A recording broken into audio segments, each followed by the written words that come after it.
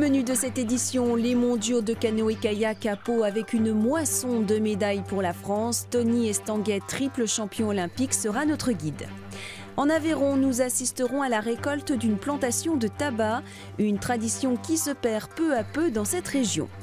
Mais avant, intéressons-nous à cette incroyable histoire. En Corrèze, des brebis sont régulièrement attaquées par des corneilles qui leur crèvent les yeux. Ces oiseaux particulièrement nuisibles provoquent aussi de nombreux dégâts chez des agriculteurs de la région.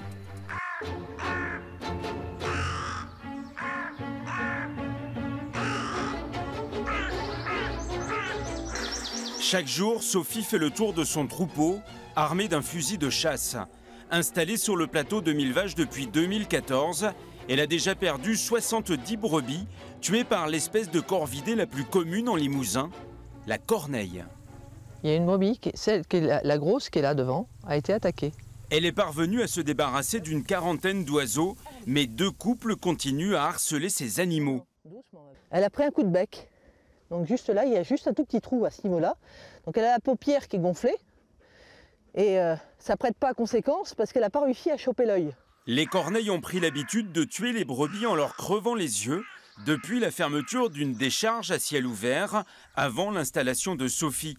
L'histoire est incroyable, mais n'est que très exceptionnelle, car pour se nourrir, la corneille pioche d'ordinaire dans les réserves de nourriture stockées sous des bâches dans les fermes.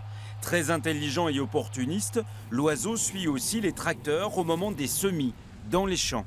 Dès que le tracteur est en travail et qu'il y a un semoir, ils viennent voir et toutes les graines qui vont être sur le sol vont être mangées ils vont piocher. Alors en particulier pour le maïs où ils vont chercher la graine et si elle est trop profonde, ils vont attendre que le germe monte et tirer sur le pied de maïs poussant et pour pouvoir manger la graine. Voilà. Les agriculteurs savent bien qu'ils doivent accepter quelques pertes naturelles. Quand ça va trop loin, la Société pour l'étude et la protection des oiseaux en Limousin propose des médiations faune sauvage.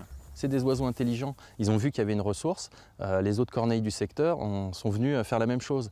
Très rapidement, on serait intervenu pour mettre le holà sur cette situation. Les autres corneilles auraient continué à utiliser les ressources alimentaires autres que crever les yeux des brebis, quoi. On compte quelques dizaines de milliers de couples de corneilles en Limousin. Elle est classée nuisible et à ne pas confondre avec le corbeau-freux qui est grénivore ou le grand corbeau, beaucoup plus rare et protégé. La récolte du tabac a débuté dans le sud-ouest. En Aveyron, une famille d'agriculteurs cultive cette plante depuis 40 ans. Un savoir-faire de plus en plus rare dans ce département où la culture du tabac est devenue marginale.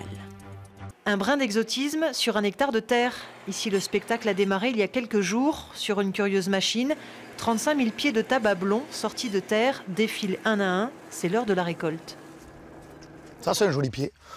Bon, parce que les feuilles sont relativement épaisses, ça a l'air joli.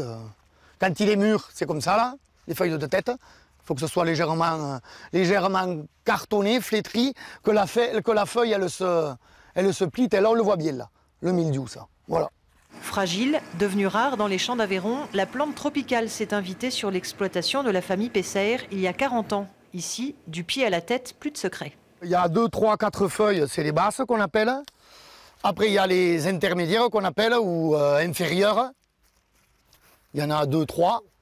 Après, il y a des médianes, il y en a 5 ou 6.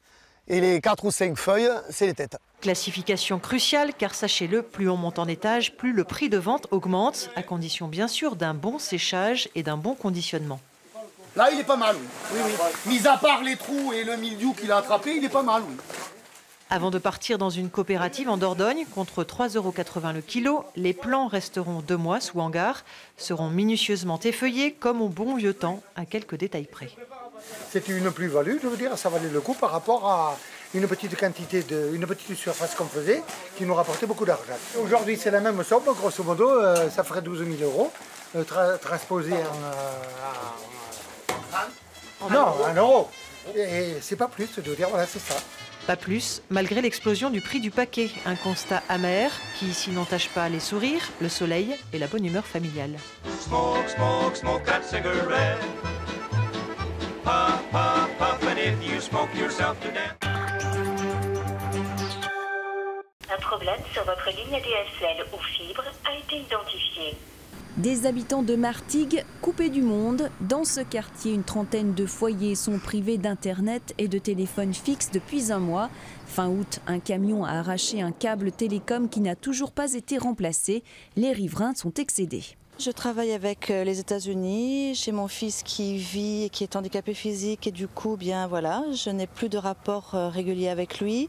J'ai un fils qui est inscrit au CNED et il a la plus grande difficulté à travailler. Selon Orange, le fameux câble manquant devrait arriver prochainement. Et pour terminer, direction les mondiaux de canoë-kayak à Pau. Après la cérémonie d'ouverture ce week-end, la compétition a débuté hier. La France a survolé les épreuves par équipe de slalom et de descente en décrochant 5 médailles d'or, 2 d'argent et 1 de bronze. Une belle performance dans un bassin que les Bleus connaissent bien. On le découvre avec Tony Estanguet. Donc là on est au départ en fait, on est sous le pont de départ. C'est ici que les compétiteurs s'élanceront. Tony Estanguet est chez lui au stade d'eau vive de Pau. Cette rivière artificielle, l'ancien champion olympique la pratique depuis son ouverture il y a 8 ans. Une construction à laquelle il a participé avec son frère Patrice. Ils ont amené leur connaissance des bassins mondiaux. Patrice Estanguet, mon frère, a vraiment souhaité s'impliquer personnellement dans le design de ce bassin. Et c'est vrai qu'il a lui-même pris le crayon et imaginé ce site. Et on lui doit beaucoup dans ce succès parce qu'il a fait une vraie étude très précise de tous les plus beaux sites dans le monde pour essayer d'en faire une synthèse assez unique ici à Pau. Originalité de la rivière artificielle, elle est connectée au Gave de Pau par un canal. Le bassin de départ alimente ainsi le parcours de 300 mètres dessiné en fer à cheval. Il y a 5 mètres de hauteur entre le point haut et le point bas, avec 12 mètres cubes à la seconde. Donc c'est 12 000 litres à la seconde qui passent dans la rivière, donc c'est assez impressionnant. Particularité du parcours, l'enrochement est naturel. Le tracé du slalom amène ainsi les compétiteurs vers le bassin d'arrivée.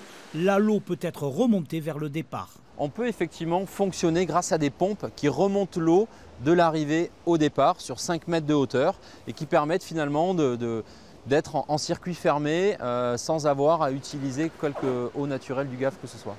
Le tapis roulant lui permet aux compétiteurs de remonter vers le grand bassin.